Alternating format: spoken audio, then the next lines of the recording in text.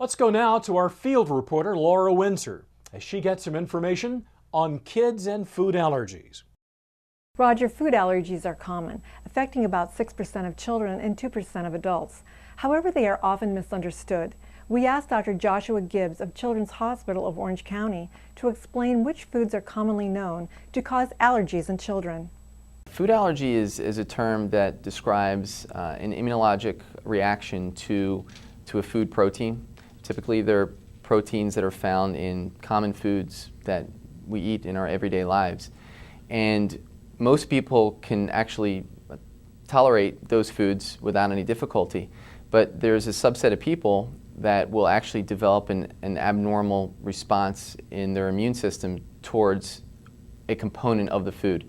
Most of the common foods, such as milk and egg allergy, most people will grow out of by roughly school age, and some reports are conflicting on that, but most kids will outgrow those allergies. Unfortunately, things like peanut, which is the one that's obviously got a lot of attention, only about 20% of kids will outgrow. So many people will have persistence of peanut allergy into adulthood. When it comes to the risks of food allergy, it really can be life-threatening.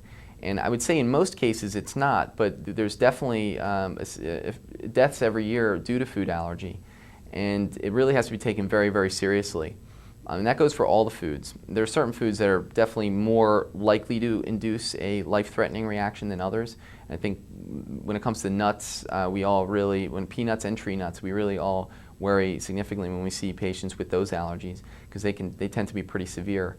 But we take them all very seriously, and when it comes to patients who have had systemic reactions, we like to make sure the parents are equipped with adrenaline or epinephrine to treat any acute reaction. Yeah, as far as the symptoms to look for, it really varies. So, as I was mentioning, typically you're going to get some kind of skin reaction, and that's probably the most common place to get a reaction from food allergy. And that's going to range from hives, angioedema, which is just a fancy word for swelling episodes, and that could be of the lips, of the tongue, and that can progress to the throat and potentially occlude the airway, which is obviously a big concern. You can also, as I mentioned, have a worsening of already existing eczema in some of these children. If they eat a food that they're allergic to, the eczema can flare pretty significantly. So those are some of the skin manifestations.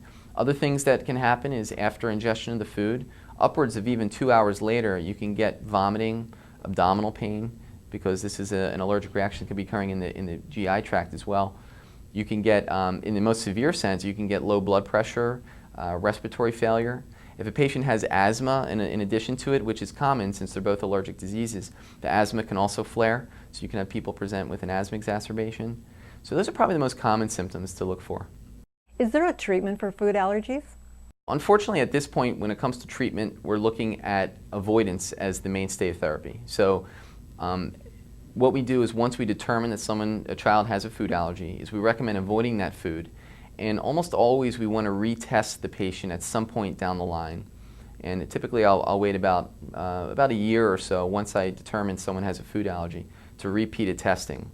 And whether that's skin testing coupled with blood testing, that's really on an individual basis. But at this point it's really avoidance of the food once the manifestation of the food allergy has occurred. And then you hope that over time the patient will outgrow that. If you suspect your child might have allergies to food, getting them tested early can prevent reactions. I'm Laura Windsor for the American Health Journal.